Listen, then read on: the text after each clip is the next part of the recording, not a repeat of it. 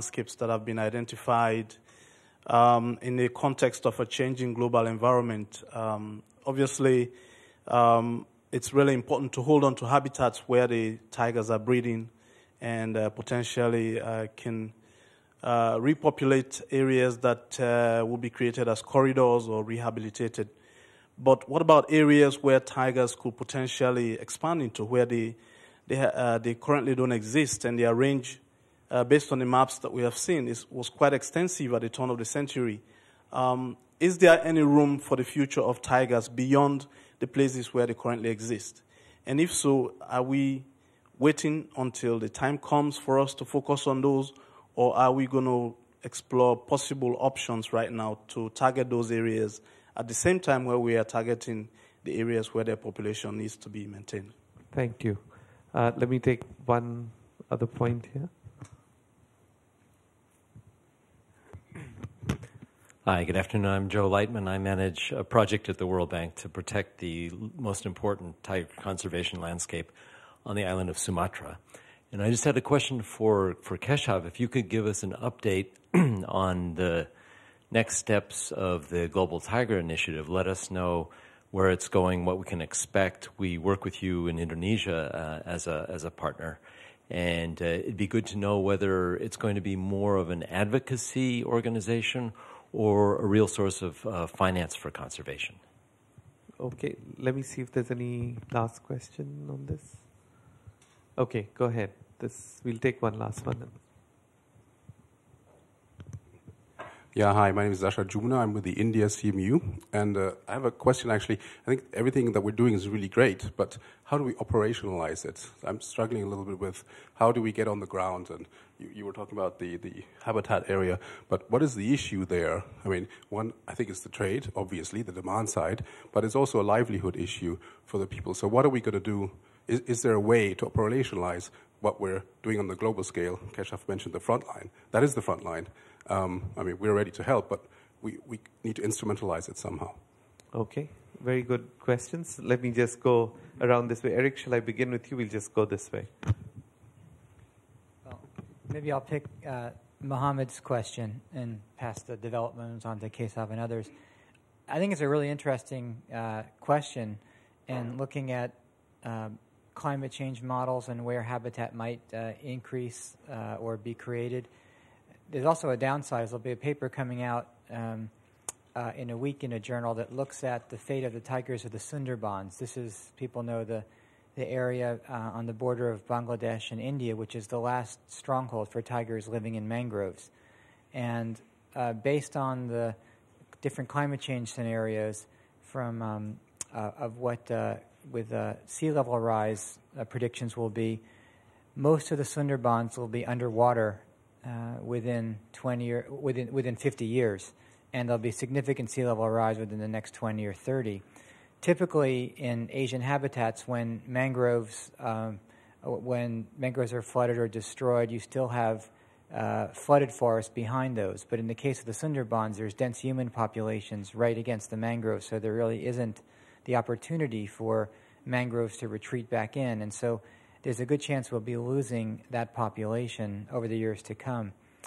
Now, I think that when people look at climate change scenarios, and it's very interesting and ironic that going on in Copenhagen right now, the problem that we're facing with tigers is so much more acute and so much more time sensitive, in that before the worst predictions of climate change are ever realized, we have a chance of losing tiger populations across their range, have massive extirpation. And so I think that we have a challenge right in front of us that if we don't address it, we won't have tiger populations to be able to have source populations and disperse from those into new areas. Second is that the corridors that we're talking about, trying to create or maintain between reserves, are vital not just for tigers, but for climate change scenarios and adaptation as well. Tigers are, even though they're the world's largest carnivores, and males or tigers can move across flooding rivers, and they're great swimmers, and they can move more than 15 kilometers in a day, they're terrible dispersers. If they come up to the edge of natural habitat, if there's a gap of more than a few kilometers, they won't cross it. And so ensuring that we can maintain gene flow across tiger reserves and constellations of reserves, we have to maintain forest corridors. Those same forest corridors, particularly if they're along riverine systems, I think are going to be central to any adaptation program to deal with climate change in the future. So the same investments we're making to safeguard a future for tigers will really safeguard a future for many other species that we're trying to save that don't receive the same attention or headlines as tigers do. Thank you very much. Question number 1 on corruption. There is ongoing corruption on the ground. And there is no question about it. Gates are opened, people are allowed access. And the problem in India sometimes is the non-resident conservator of forest or park manager. So it's left to a lot of low-level people to actually manage the park, while this person is staying 100 kilometers away from the park. So this is an issue, and I hope monitoring and science, but still there is this understanding only when there is a crisis. So corruption is an issue, governance is an issue in forest habitats. Coming to whether it would be an advocacy or source of finance, I think it has to start with advocacy. The GTI started with advocacy of creating a credible partnership, creating an understanding, and seeing how that partnership is relevant to tiger range countries. We are rolling it out. Now there is a demand for resourcing. So we got to think about how resources have to be generated. Some can be generated by tapping into ongoing projects. For instance, the Poverty Alleviation Fund in Nepal is now becoming instrumental for livelihood communities because tiger range, tiger conservation landscapes are also deep pockets of poverty. I mean, they're coterminous. So poverty programs can actually tap into this thing. That's happening in Nepal, in India. You asked how it would be operationalized. We are talking about a management of a tiger habitat project. There is a talk about this regional project under IDA.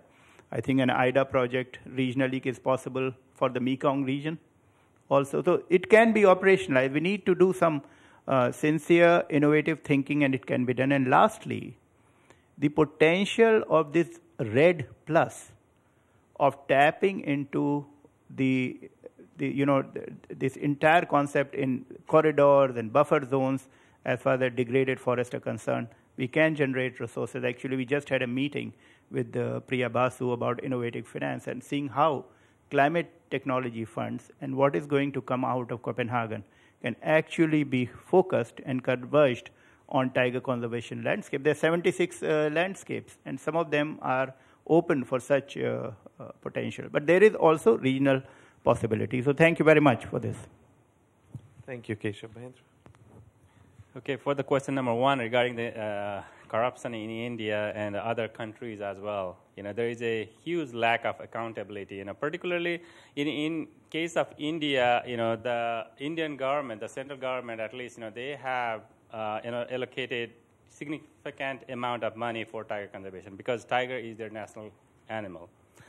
And also the National Tiger Conservation Authority, with that kind of money allocated from the central government, they are signing an MOU with each of the state governments so that they can be held accountable about the tiger conservation. And also with the latest tiger monitoring techniques, they have the exact figure rather than exaggerated figures that they used to have in the past.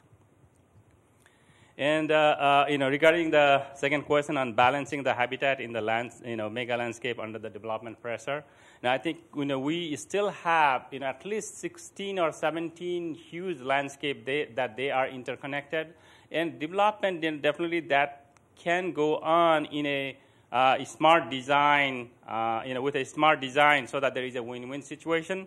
And I do see there is a good hope. Particularly in the core habitat, definitely those areas should be declared as no-go for development, if we are really serious about the tiger conservation. But probably some level of development can keep on going in the landscape, in other, less priority areas. But in the